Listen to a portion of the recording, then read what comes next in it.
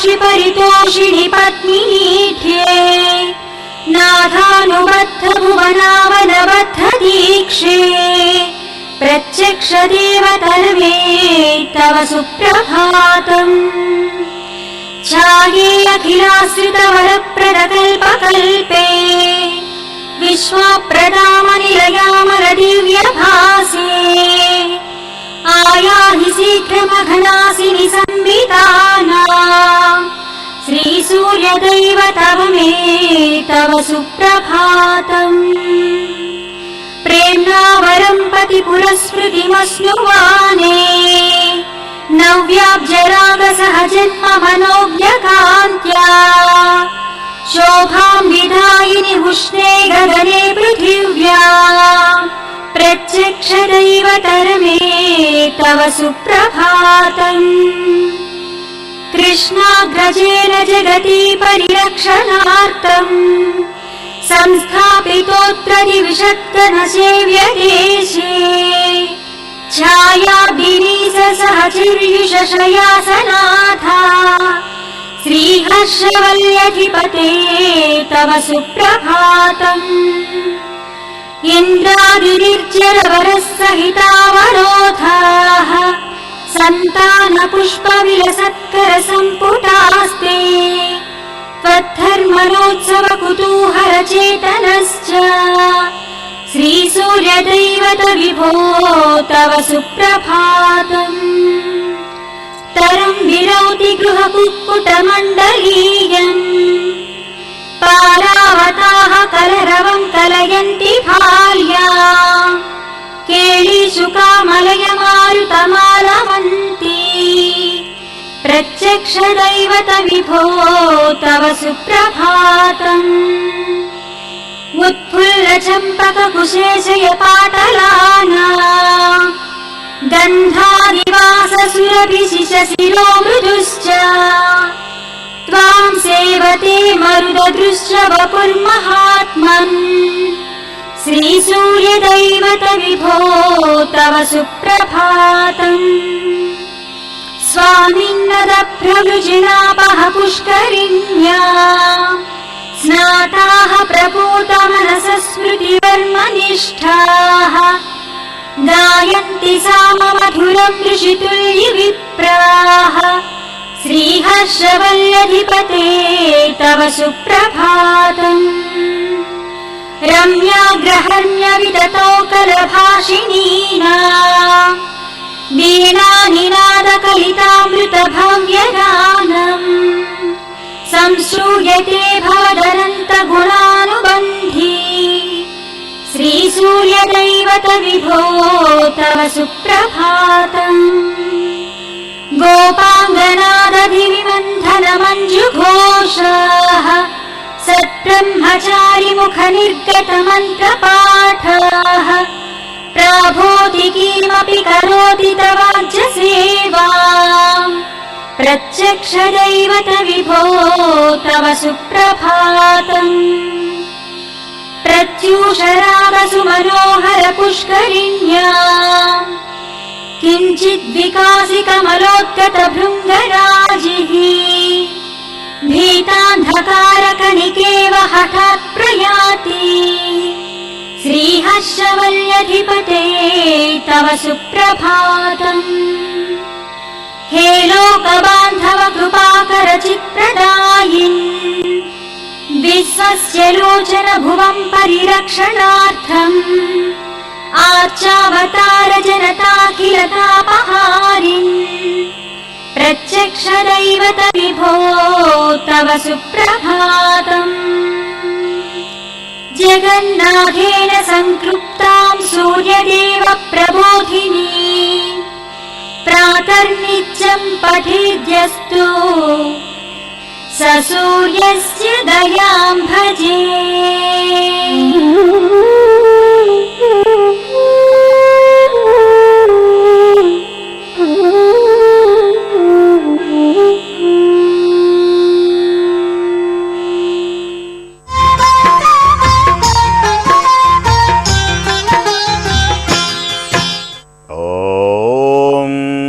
శ్రీమహాగణాధిపతయే నమః. సరస్వత్యై నమః. శ్రీ గురుభ్యో నమః. హరి ఓం. పురాణమును శ్రవణం చేయటం వల్ల కలిగేటువంటి ఫలితములు ఈ అధ్యాయంలో చక్కగా తెలియచేశారు. ఈ పుణ్యమైనటువంటి మాసమునందు విష్ణుమూర్తిని అవిశపూలు అని ఉంటాయి, అవిశపూలతో పూజించాలి. అవిశపూలతో కొందరు కూర కూడా చేసుకొని తింటారు. విష్ణువు యొక్క దివ్యమైనటువంటి అర్చన అనంతరం పురాణ పఠనం చేయాలి. చేయించినా విన్నా వినిపించినా తప్పనిసరిగా వైకుంఠం కలుగుతుంది. మంధరుడు అని పేరు కలిగినటువంటి వ్యక్తి కళింగ దేశంలో ఉండేవాడు. ఇతడు అనేకమైనటువంటి ఇళ్లలో వంట చేస్తూ ఉండేవాడు. ఇక మద్యాన్ని మాంసమును సేవిస్తూ ఉండేవాడు. తక్కువ జాతి వారితో అతను సంబంధం పెట్టుకున్నాడు. స్నానము లేదు, జపము లేదు, దీపారాధన మొదలైనటువంటి ఆచారములన్నిటినీ పాటించకుండా దురాచారపరుడై అహంకారవర్తనుడై భగవదారాధనను మరచి దేహభ్రాంతికి లోలైనాడు. అతని భార్య మహాసాధ్వి, గుణవంతురాలు, శాంతవంతురాలు. భర్త ఎంత దుర్మార్గుడైనా పతియే దైవముగా భావించి ఆరాధించేటువంటి ఆమె. భర్త ఎంత విసుక్కున్నా ఆమె విసుక్కోకుండా సకలమైనటువంటి ఉపచారములు చేసి పతివ్రతా ధర్మాన్ని నిర్వర్తిస్తున్నది. ఇతరుల ఇళ్లలో వంటవాడుగా పనిచేస్తూ ఇల్లు గడవక చిన్న చిన్న వ్యాపారాలు చేయటం మొదలుపెట్టాడు. దారిగాచి దొంగతనాలు చేయటం మొదలుపెట్టాడు. బాటసారులను హింసిస్తున్నాడు. వారి దగ్గర ఉన్నటువంటి వస్తువులన్నిటినీ అపహరిస్తున్నాడు. పెద్ద గజదొంగ అయినాడు. అందరినీ భయపెడుతున్నాడు కత్తులతో. ఇలా ఉండగా ఒకనాడు బాటసారులు వెళుతూ ఉంటే ఆ బాటసారులను బెదిరించి వారిని చంపాడు. చంపి వాళ్ళ దగ్గర ధనం తీసుకున్నాడు. బాటసారి దగ్గర ధనాన్ని తీసుకున్నాడు ఈ మంధరుడు. ఈ మంధరుని చంపి ఒక కిరాతుడు ఆ ధనాన్ని తీసుకున్నాడు. ఆ ధనాన్ని తీసుకొని కిరాతుడు అరణ్యంలో వెళుతుంటే ఒక పులి చూసింది. ఈ కిరాతుని మీద పడింది. ఈ కిరాతుని చేతిలో ఆయుధాలున్నాయి. ఆ ఆయుధాలన్నిటితో ఆ పులిని పొడిచాడు. ఆ పులి కూడా విజృంభించి పంజాతో అతన్ని మొత్తం చీల్చింది. ఈ కత్తి దెబ్బలకు కొంతసేపటికి పులి మరణించింది. ఈ పంజా విదిలించి ఆ పులి గోళ్ల గీకులకు అతడు మరణించాడు. అంటే బాటసారి మరణించాడు, ఈ మంధరుడు మరణించాడు, కిరాతుడు మరణించాడు, పులి మరణించింది. ఏకకాలంలో నలుగురు మరణించారు, యమలోకానికి వెళ్ళారు. వీళ్ళందరూ పాపవర్తనులే. మంధరుడు చనిపోయిన తరువాత అతని భార్య నిత్యం హరినామస్మరణ చేస్తున్నది. సదాచార వృత్తి కలిగినది. భర్తను తలుచుకొని దుఃఖిస్తూ ఉండేది. కొన్నాళ్లకు ఒక ఋషిపుంగవుడు వచ్చాడు వాళ్ళ ఇంటికి. ఆ ఋషిపుంగవుని పిలిచింది, అర్ఘ్యపాద్యాదులు ఇచ్చింది. స్వామి, నేను దీనురాలను, నాకు మోక్షమును కలిగేటటువంటి మార్గమేది, నా స్థితి ఇలా ఉన్నది అని తెలియచేసింది. అప్పుడు ఆయన సదాచారమును తెలియజేసి, అమ్మ, పుణ్యమైనటువంటి ఏకాదశి వ్రతం లేదా కార్తీక పూర్ణిమ నాడైనా నీవు చక్కగా, అది పవిత్రమైనటువంటి దినం, ఇంతకంటే గొప్పదైనటువంటి రోజు మరొకటి లేదు, చక్కగా ఉపవాసముండు, ఈశ్వరార్చన చెయ్యి, దీపారాధన చెయ్యి, ఆ ఈశ్వరుని యొక్క దివ్యమైనటువంటి అనుగ్రహాన్ని పొందు. ఆ రోజున తప్పనిసరిగానైనా సరే కార్తీక పౌర్ణమి నాడైనా చక్కగా ఒక ప్రమిద తెచ్చుకో, నేను ఒత్తులు తెస్తాను, నూనె తెస్తాను. ఒకవేళ నీకు లేకపోతే చక్కగా దానిలో నూనె వేసి ఒత్తులు వేసి వెలిగించు. ఈ దీపదానమును చెయ్యి, అమ్మా, నీకు శుభం కలుగుతుంది అని తెలియచేయగానే ఆ ఋషిపుంగవుడు పలికినటువంటి పలుకులకు కృతజ్ఞత కలిగినటువంటి ఆమె ఈ పుణ్యమైనటువంటి ఏకాదశి పౌర్ణమి తిథులందు చక్కగా దేవాలయమునకు వెళ్ళి కార్తీక మాసంలో ఈ దీపములను వెలిగించి ఆ ప్రదేశమునందు ఆలయం మొత్తం శుభ్రం చేసింది. గోమయంతో అలికి చక్కని ముగ్గులు పెట్టి తానే స్వయంగా 2 వెత్తులు వేసి ఆ ఋషీశ్వరులు తెలియజేసినటువంటి విధంగా చక్కగా దీపారాధన చేసింది. ఆ రోజంతా ఆలయంలో జరిగేటువంటి పురాణ కాలక్షేపంలో విన్నది, ఆ భగవన్నామంలో పాల్గొన్నది, ఈశ్వరుని యొక్క దివ్యమైనటువంటి అర్చన చేసింది, విష్ణుమూర్తిని ఆరాధించింది. శాంతాకారం భుజగశయనం పద్మనాభం సురేశం విశ్వాకారం గగన సదృశం మేఘవర్ణం శుభాంగం లక్ష్మీకాంతం కమలనయనం యోగి హృద్యానగమ్యం వందే విష్ణుం భవభయహరం సర్వలోకైకనాథం పూజించింది. కొంతకాలానికి మరణించింది. వెళుతూ స్వర్గలోకములోకి చక్కగా విష్ణుదూతలు తీసుకొని వెళుతూ ఉండగా ఈ భర్త చేసినటువంటి పాపానికి భార్య కూడా కొంత అంటటంతో నరకంలోకి వెళ్ళింది. తన భర్త, ఈ నలుగురు, ఈ కిరాతుడు, ఈ పులి ఇలా నరకంలో ఉండటాన్ని చూసింది, బాధపడింది. ఉత్తమురాలు గనక తాను చేసినటువంటి ఈ పుణ్యమైనటువంటి ఏకాదశి, ఈ పౌర్ణమి తిథులలో చేసినటువంటి దాన ఫలితమే కాక దీపారాధన చేసినందువల్ల కలిగేటువంటి ఫలితాన్ని వాళ్ళకు ఎప్పుడైతే అలా ధారవోసిందో వాళ్ళందరూ కూడా విష్ణు సాయుధ్యమును పొందారు. పుణ్యమైనటువంటి ఏకాదశి తిథిలోను కానీ ఆ అఖండమైన శక్తివంతమైనటువంటి పౌర్ణమి నాడు కానీ దీపారాధన చేస్తే అఖండ పుణ్యం కలుగుతుంది. ఉమాకాంతాయ కాంతాయ కామితార్థప్రదాయినే శ్రీగిరీశాయ దేవాయ మల్లినాథాయ మంగళం.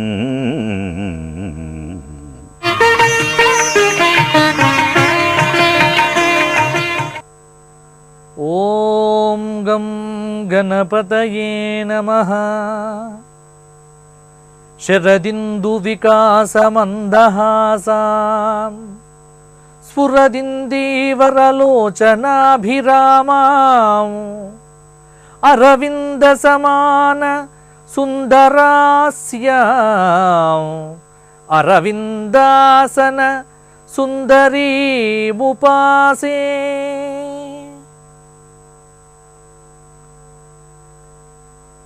మహాకాళి, మహాలక్ష్మి, మహాసరస్వత్యాత్మిక, రాజరాజేశ్వరి స్వరూప శృంగేరి జగద్గురువుల దివ్య చరణాబ్జములకు అనంతకోటి సాష్టాంగ ప్రణామములతో సౌందర్యలహరిలో ఈనాటి శ్లోకం. క్షితౌ క్షితౌ షటు పంచాశద్విసమధిక పంచశదుదకే హుతాశే ద్వాషష్టిశ్చతురధిక పంచాశదనిలే దివి ద్విషత్రింశన్మనసి చ చతుషష్టిరితి ఏ మయూఖాస్తేషామప్యుపరి తవ పాదాంబుజ యుగం. అమ్మా దేవి, క్షితౌ షట్ పంచాశద్విసమధిక. అమ్మా, నీవు అన్ని చక్రాలకు ఉపరిగా సహస్రార చక్ర మధ్యంలో సహస్రదళ పద్మంగా విరాజిల్లుతూ ఉన్నావు. నీ నుండి వెలువడుతున్నటువంటి ఏవైతే శక్తి సంజనితమైనటువంటి తేజకిరణాలు ఉన్నాయో అవి 56 మూలాధార కేంద్రంలో పృథివిగా ఇక్కడ పరివర్తనం చెందుతూ ఉన్నాయి. అవే మణిపూరంలో 52 జలతత్వంగా, స్వాధిష్టానంలో 62 అగ్నితత్వంగా, అనాహతంలో 54 వాయుతత్వంగా, విశుద్ధ చక్రంలో 72 ఆకాశతత్వంగా, ఆజ్ఞాచక్రంలో 64 మనస్సుగా పరిణమిస్తున్నాయమ్మా. ఎంతటి లెక్క చూడండి. అసలు ఈ శ్లోకం చాలా రహస్యమైనటువంటి శ్లోకం. మన శరీరంలో షట్చక్రాలు ఉన్నాయి. మనకు పృథివీ అంటే మూలాధార చక్రం మొట్టమొదలు. ఈ మూలాధార చక్రం దగ్గర నుంచి తీసుకున్నారు. పైన ఉండేటువంటిది సహస్రార చక్రం. ఈ షట్చక్రముల యొక్క సాధన అనేటువంటిది ఈ సౌందర్యలహరిలో మనకు కనిపిస్తూ ఉన్నది, భాసిల్లుతూ ఉన్నది.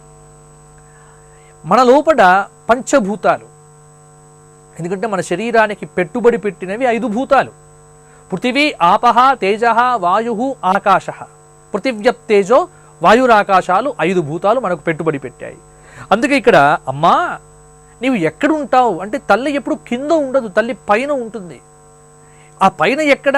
సహస్రార చక్రంలో సహస్రదళ పద్మంగా విరాజిల్లుతూ ఉంటుంది. అంటే మన శరీరంలో శిరస్సు మీద మాడపట్టు అంటాం, ఈ పైన మాడు అంటాం కదా, మెత్తగా ఉంటుంది. ఆ పైన సహస్రార పద్మమట. ఆ సహస్రార పద్మంగా భాసిల్లుతూ ఉంటుంది పరాభట్టారిక ఆ లలితా పరమేశ్వరి. అందుకే ఇక్కడ కింది నుంచి చూస్తే ఈ కిరణాలన్నీ కూడా అమ్మవారి యొక్క తేజోపుంజములు ఏవైతే ఉన్నాయో ఈ తేజోపుంజములు ఒక్కొక్క చక్రంలో ఒక్కొక్క శక్తిగా ఎన్నెన్ని కిరణాలు మన లోపల బాసిల్లుతూ ఉన్నాయో కరెక్ట్గా లెక్కబెట్టి మనకు అందజేస్తున్నారు భగవత్పాద శంకరుల వారు ఈ సౌందర్యలహరి స్తోత్రంలో. అందుకే ఈ తేజకిరణాలు 56 శరీరంలో మనకు ఎక్కడ అంటే మూలాధార కేంద్రంలో ఉన్నాయి. అందుకే మూలాధారం అంటే పృథివీతత్వం. పృథివీతత్వంలో ఇక్కడ 56 అన్నారు. అదే మణిపూర తత్వ దాంట్లో 52 జలతత్వంగా, అవే స్వాధిష్టాన చక్రం దగ్గరికి వచ్చేసరికి 62 అగ్నితత్వంగా, అనాహతం దగ్గరికి వచ్చేసరికి 54 వాయుతత్వంగా, విశుద్ధ చక్రంలో వచ్చేసరికి 72 ఆకాశతత్వంగా, ఆజ్ఞాచక్రంకి వచ్చేసరికి 64. అందుకే చతుషష్ఠి ఉపచారాఢ్య అమ్మవారికి 64 ఉపచారములతో అర్చన చేయటం ఏదైతే ఉన్నదో అది కూడా ఒక విశేషం. కాబట్టి ఆజ్ఞాచక్రంలో 64 ఇవన్నీ కలిసి మనస్సుగా పరిణమిస్తాయి. అందుకే 64 ఉపచారములతో అమ్మను ఆరాధన చెయ్యటం అంటే మన మనస్సును సర్వంగా కూడా అమ్మ యొక్క దివ్య చరణాబ్జములకు సమర్పణం చేస్తున్నాము అనేటువంటి భావనయే. కాబట్టి శరీరంలో ఉన్నటువంటి షట్చక్రములు యందు అమ్మవారి యొక్క ఆ తేజో కిరణములు ఎన్ని రకాలుగా భాసిల్యాయో చక్కగా ఈ శ్లోకంలో మనకు చూపించారు. కాబట్టి ఈ శ్లోక పారాయణం ఏదైతే ఉన్నదో ఒక తెలియనటువంటి అలౌకిక అద్భుత ఆనందాన్ని మనకు అందింపజేస్తూ ఉంటుంది. ఒక అలౌకికమైనటువంటి ఆనందం మనకు కనిపిస్తూ ఉంటుంది. ఒక చక్కనైనటువంటి ఆనందం మనకు భాసిల్లుతూ ఉంటుంది. కావున ఈ శ్లోక పారాయణం ద్వారా షట్చక్ర సాధన చేసేటువంటి యోగులందరికీ ఈ శ్లోకము ఒక సాధనా మార్గంగా ఉపయోగపడుతుంది అని పెద్దలు చెబుతారు. కావున ఈ శ్లోక పారాయణం సర్వాభీష్టదాయకం, సమస్తమైనటువంటి అభీష్టములను ఆ జగదంబిక మనకు అందజేసేటువంటి చక్కటి శ్లోకము ఈ క్షితౌ షట్పంచాశత్ అనేటువంటి ఈ శ్లోకము. సర్వం శ్రీ మాతృదివ్య చరణారవిందార్పణమస్తు. లోకా సమస్తా సుఖినో భవంతు. ధర్మస్య విజయోస్తు, అధర్మస్య నాశోస్తు. ప్రాణిష సద్భావన అస్తు. విశ్వస్య కళ్యాణమస్తు.